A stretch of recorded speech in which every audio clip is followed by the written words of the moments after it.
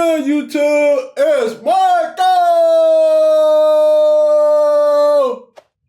B. Back with another video, man. Thank you, Jesus, for allowing us to be here another day. Y'all already know what time it is, man. We got Olympic hockey today. Shout out Hockey Psychology, my guy. I love the channel. Great fan of the channel. He's breaking down the Olympics, and y'all already know we gonna get into it, man. So hit that like button, hit that subscribe button, turn those post notifications, and let's get to it. The Olympic prelims are officially in the books, and we're seeing everything. Fights, penalty shots, blowouts, chirps, upsets, and all of it. What'd he say? And we're seeing everything. Fights, penalty shots, blowouts, Always the bridesmaid. Oh, never the bride. Oh my God. chirps, upsets, and all of it has set the tone for the most important games coming up. So let's recap and analyze what the preliminary games have told us so far and what to expect moving forward. Let's start with the teams playing in the qualifier. So just a reminder, the top 4 teams get a bye, and teams ranked 5 to 12 have to play each other in a single elimination qualifier to move on to the quarterfinals. So this is what the bracket looks like, and starting it off as the 8 and 9 seed is Czechia and Denmark. Now Denmark, I think I seen Czechia one. Excuse me. I think I seen them win this. Got a really important win over Latvia on the final day of the prelims, which allowed them to draw Czechia instead of Sweden in the qualifying matchup. Now, going up against the Czechs, they're going to be outmatched when it comes to raw talent, but in a single elimination game, they got a goalie who can steal one. If Freddie Anderson can turn into Fred X same-day delivery, we might see something special. He's talking about Fred X same day delivery, man. Dude but I gotta give it to him, dude. He is hilarious. I ain't gonna lie. I like watching his videos because I want to make content like this, but I gotta learn the edits and accumulate all the information. But I love it though. Here, a win here would shock everyone. I think their best chance involves a formula that has Ehlers and Bjorkstrand having the game of their life versus the Czechs. And so that brings us to Czechia, who had somewhat of a disappointing prelim. Of course, being in the same group of Canada, anytime you can beat them, it'd be considered a major upset. But they didn't. They got spanked 5-0. They took their free win against France, but then they eventually fell short in probably the best game of the tournament so far in an OT loss against the Swiss. Wow. Now, that being said, I think Necas and Pasternak are getting better and better as the tournament goes on. Those two only trail Connor McDavid in terms of chance contributions. Look at this. So far in this tournament, and if they're going to go deep, those two players have to be at the forefront for Czechia. I also think their attendee Lucas Dostal has a steal waiting in his back pocket for the right time, which will be very important as the winner of Denmark and Czechia will go on to play Canada. So the path to gold can't get any harder, but it would be epic. Next, we move on to Latvia, and just as we mentioned, they were able to squeak out one win against Germany in the prelims, which has them as the 10th seed. Unfortunately, they draw probably the toughest opponent in the qualifier, which is Sweden. They're going to be outmatched in every single facet of this game, and like Italy and France, the only way they pull off an upset of this magnitude is if they can score first, create some doubt in the Swedes to get them to start grabbing their sticks a little bit tighter, and then get a gaudy performance from either Merzlikins or Shilovs. The funny part is that actually almost happened to Sweden when they played Italy in Game 1 of the tournament. So the biggest thing for them will be to be disciplined in their structure and try to limit Sweden's grade A chances as a 5-man unit. It's a lot easier said than done, especially when we take That's definitely for sure, bro. That's definitely for sure. A deeper look at Sweden. Despite going 2-1 in the prelims, they got shafted by goal differential and head-to-head against Slovakia. Whoa! About 75% of my viewers aren't subscribed. So if you aren't subscribed, hit that subscribe button for me. Turn those post notifications on. It really helps the channel out and helps the channel grow. Now, back to the video. Oh.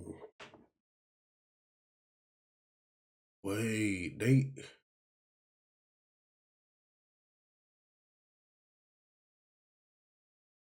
wow. Look at this. I don't even know. I don't even know. Damn. 3 losses, Italy. I heard they were really outmatched. I didn't think they was that outmatched though. Damn. All 2-1 with 6 points. Yeah, in Finland. So now they got to go the long way.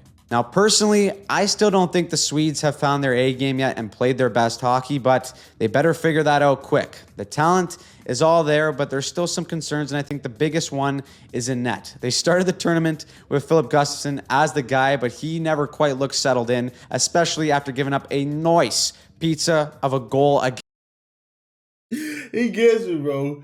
Every time he's about to bring up a pizza, bro. And I don't even know what the term comes up, but he said noise. I love the way he says the noise pizza. Oh damn. Yeah, this goal was wild as hell though, bro.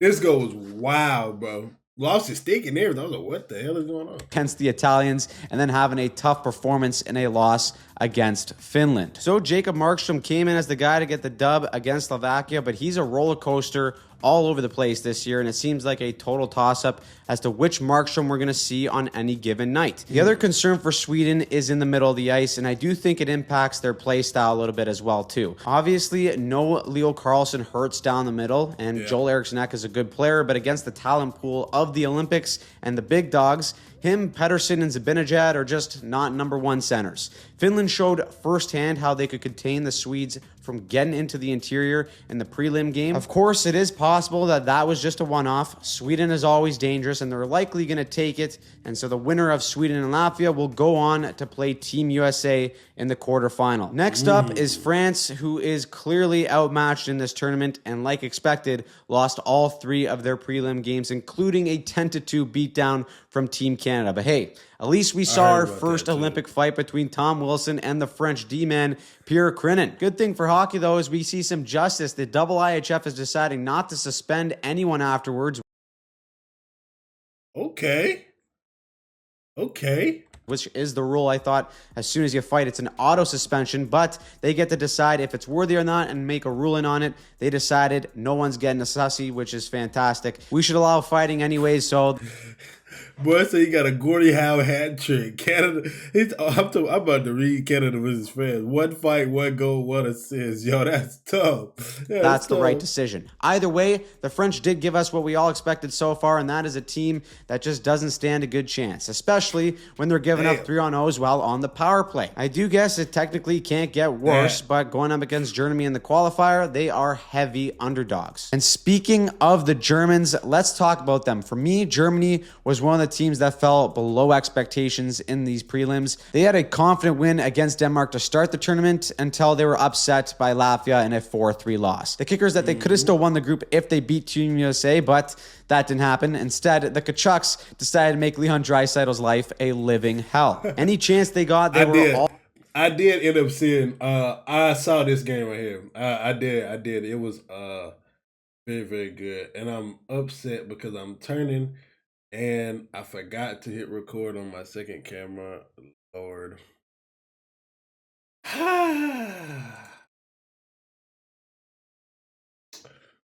So I've turned my head 3 times. All over him, and then the cameras caught maybe the best hot mic chirp of all time. They caught Matthew Tkachuk telling Leon Draisaitl he's always the bridesmaid and never the bride. That's a little shot right there at him always being second fiddle to Connor McDavid. That has got to cut deep, especially because in back-to-back years, Tkachuk has won Stanley Cups against the Oilers and Draisaitl. Overall, though, that game encapsulated the formula of beating Germany. You shut down their main nuclear option, give them 0 room, their chances of winning dip dramatically. Against France in the qualifier, they should be fine, but considering they've already been upset by Latvia, this isn't much of a slam dunk as it should be. The winner of Germany and France get the luxury of playing Slovakia and Wayne Gretzky himself in Yuri Slavkovsky. Then he's Wayne Gretzky himself. You have my Coginos in Italy, who had an all-right start considering they're only here because they're the host nation. They narrowly lost to Slovakia 3-2, put up a good fight against Sweden,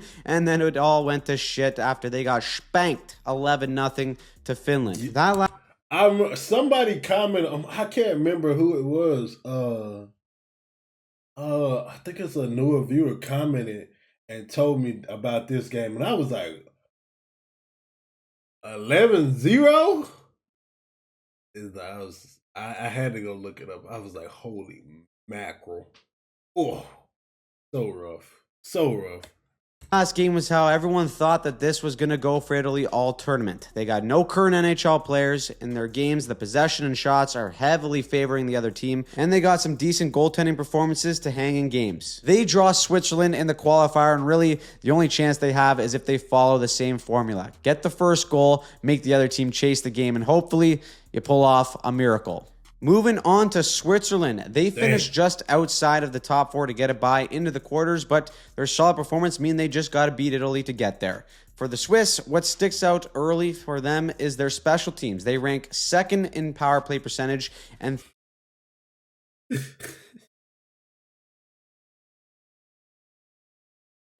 Dude, he's so funny. He's so funny the other way around, pal. third on the penalty kill. To me, what's a good sign for them is that their best players look like their best players. Timo Meyer has played really well so far. So has Nico Hischier, Roman Josi, and JJ Moser. However, the biggest standout has actually been in the crease. The secret Italian-Swiss goaltender Leonardo Giannoni became the oldest tendy in Olympic history to record a shutout, but he's also played really well throughout the tournament in Olympic history. Oh, he said he's the oldest. I was going to say, what?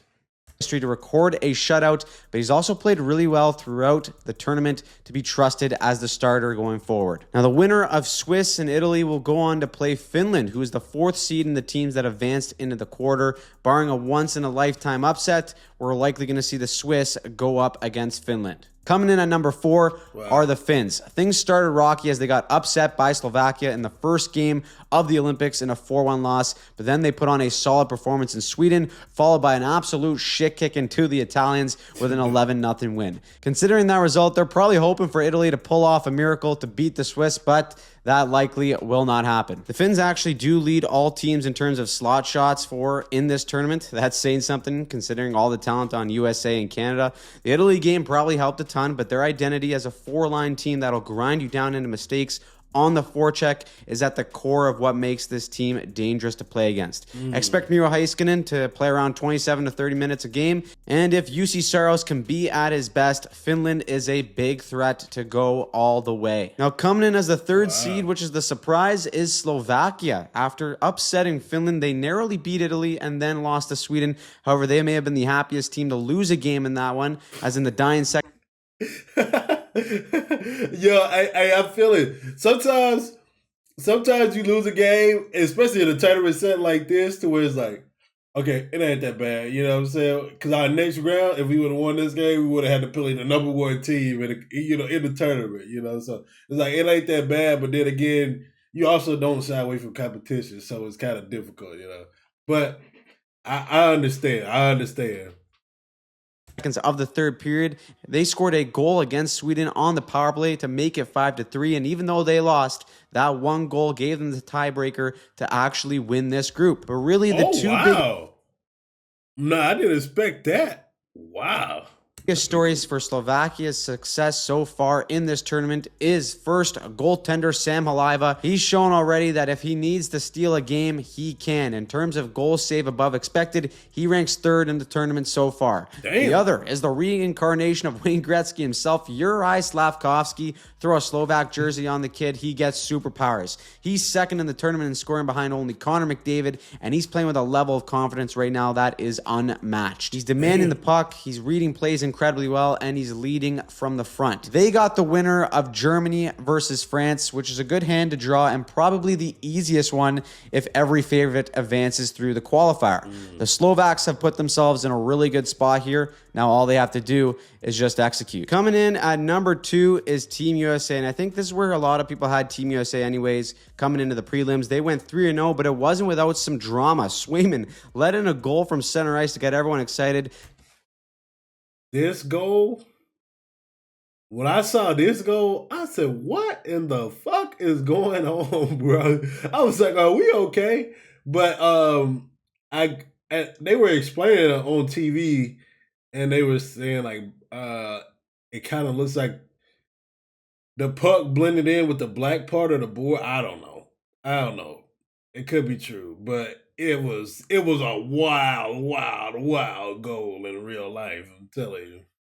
Some people didn't think they brought their A game, but against Germany, Team USA brought their most complete effort. But there's two things that really stand out so far for Team USA that last year they didn't have the Four Nations. The first is Quinn Hughes. Watching him play so far in these games, he controls the entire game so well. Not having him on the team last year was a tough blow, and he could very well be the difference this time around to get USA back to gold. The other is the play of Austin Matthews so far. Offensively, he leads the States in scoring.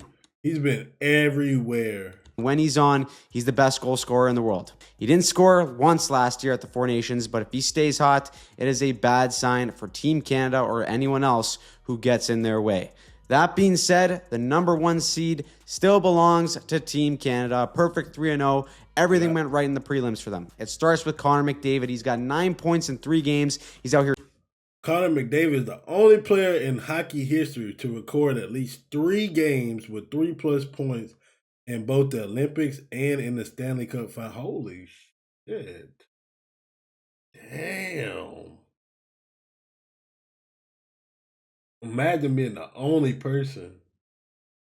One of one. Shout out McDavid, man. Shout out McDavid. McJesus! Trucking guys, and he looks like a man possessed. Then you have Macklin Celebrini, who's 19 years old and scored in all 3 games. The best part is he looks like a fantastic fit riding shotgun with McDavid. The Crosby, Stone, and Marner line is maybe the greatest third line ever assembled in hockey history. And if John Cooper's feeling ballsy and wants to go truly nuclear, he can throw out the McDavid, McKinnon, and Celebrini line. Just ask the Swiss how hard that is to... I would hate, and I'm pretty sure if it comes down to it, let's just say if they happen to match up with, I would say Team USA, or probably if they go to the gold medal game, you'll see that lineup. You'll probably see that line. You'll probably see that line.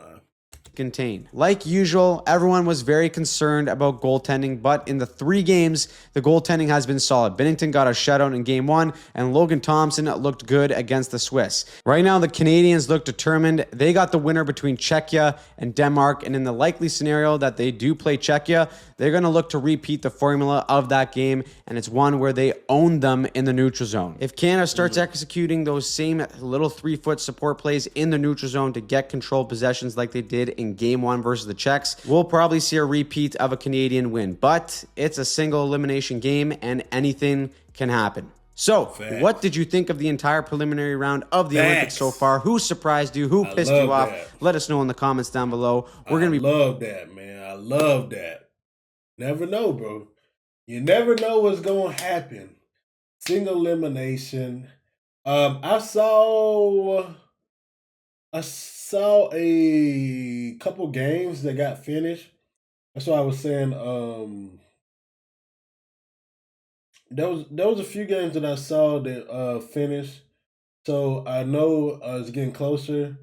Today is Wednesday for me, and so I'm pretty sure the Olympics are getting ready to come to an end. So actually, I don't even know why I'm doing that. I'm doing all this guessing. Hey, if I spoil something for you, I'm sorry. Men's hockey Olympic schedule. Oh, look at here. So there's one on live. There's one live right now. Canada and Czechia, they're playing right now. Finland and Switzerland played today. United States and Sweden play. Okay, so these are quarterfinal games of that. Okay, first quarterfinal game. Oh, so whoa.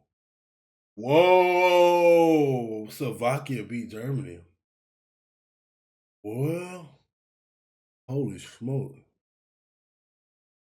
Ooh, I wish I could play that game live right now. I'm actually probably gonna watch that. Not gonna lie to you. Not gonna lie to you. So Slovakia is already going to a semifinal. How does it? Wait. Oh no, hold on. It'll be so. I would guess. Boom. Okay. Yeah. They could have updated that. So it'd be Slovakia versus whoever, and then Whoever wins this game. Wow. Okay. Cool. Cool. Cool. Well, I hope you guys have enjoyed this video. If you did, hit that like button, hit that subscribe button, turn those post notifications on. And if you want to see more videos like this, check out the video right here on the middle or in the middle of the screen. If you want to see more hockey videos, subscribe to the channel, man. We are reacting to hockey all year round, man. All year round. Stay peaceful, stay positive, stay disciplined, and always, always, always be kind.